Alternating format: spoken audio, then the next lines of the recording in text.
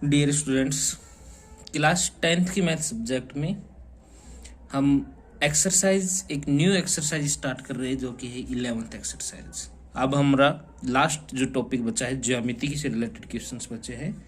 इनकी exercise number 11, 10th, 11, 12, 13 ये ज्यामिति का ही पोर्शन बचा हुआ है, इसी को देखते हैं। और ज्यामिति की शुरुआत हम करते हैं समरूपता से। समरूपता बच्चों, समरूपता जो शब्द है वो दो अक्षरों से मिलकर बना है, सम प्लस रूप। सम का मतलब होता है समान और रूप का मतलब होता है उसके स्ट्रक्चर। इनकी जिन फिगर का स्ट्रक्चर सेम हो उसे हम समरूप स्ट्रक्चर बोल सकते हैं, समरूप फिगर बोल सकते हैं। क्या डेफिनेशन होती है इसकी? समरूपता की डेफिनेशन होती है दो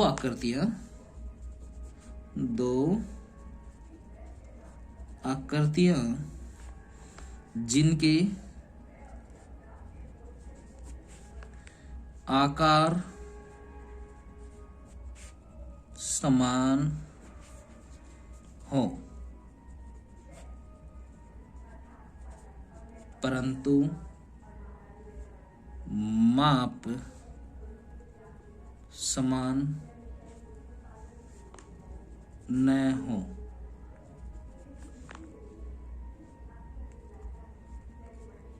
समरूप आकृतियां कहलाती हैं। इनकी जिन आकृतियों का आकार समान हो उन्हें हम समरूप आकृतियां कहते हैं। एक बात ये ध्यान रखना है, नाम आता है सर्वोंगसम। सर्वोंगसम क्या होता है इसकी भी डेफिनेशन देख सकते हैं।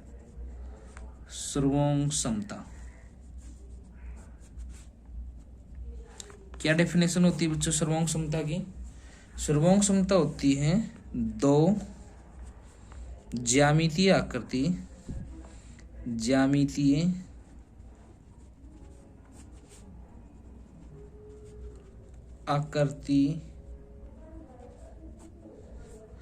सर्वोंगसम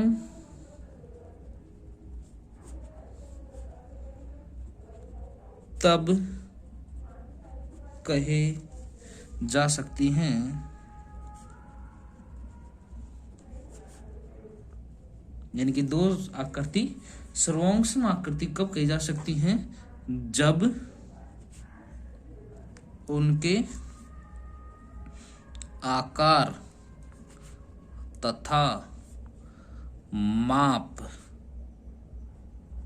समान हो।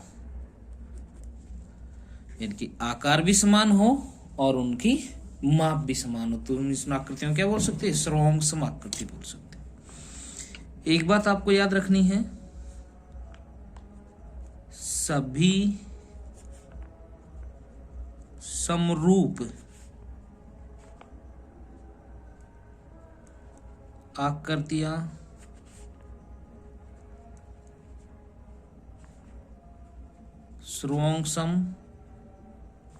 सर्वोंगसम हो भी सकती हैं और नहीं भी हो सकती है।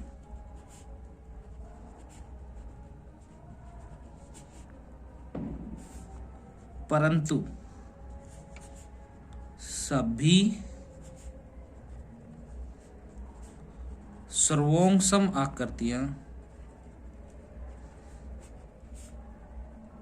समरूप होती हैं। इंपॉर्टेंट बात है, याद रखनी है कि जो सभी समरूप आकृतियां हैं जरूरी नहीं वो समरूप भी होंगी। इनकी समरूप आकृतियां सर्वोंगसम भी होंगी, लेकिन अगर सर्वोंगसम है तो वो 100% कैसी होगी? समरूप भी होगी।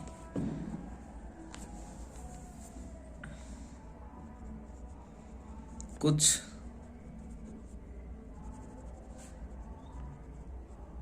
समरूप आकृतियां क्या क्या होती हैं? समरूप आकृतियां देखिए, नाम आता है नंबर 1 सभी वर्ग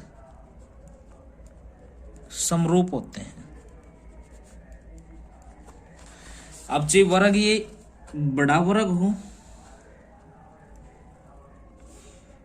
समरूप होता है, ये चीज छोटा सा वर्ग हो, वृत्त,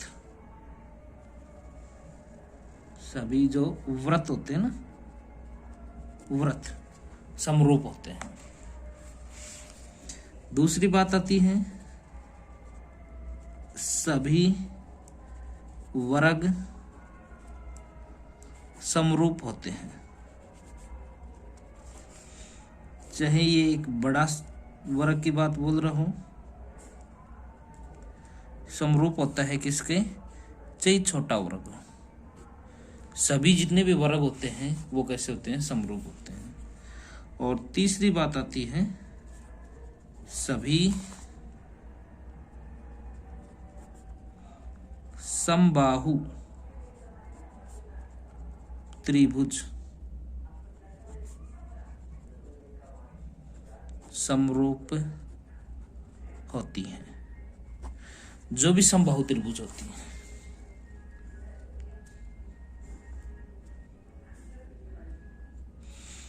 समरूप होती है।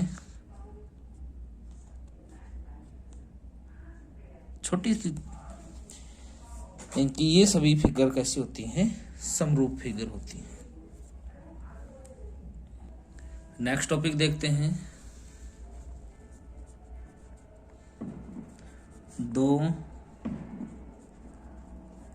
आकृतियों के समरूप होने की शर्त। भाई दो आकृति किस कंडीशन में समरूप हो सकती है, उनकी क्या कंडीशन होती है। तो बच्चों सबसे पहली तो जो शर्त होती है, इनकी दो आकृतियों के समरूप होने की शर्त क्या होती है बच्चों, पहली होती दोनों आकृतियों के संगत कोण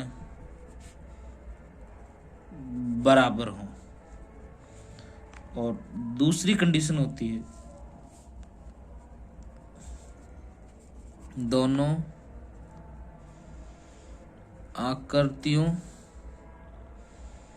की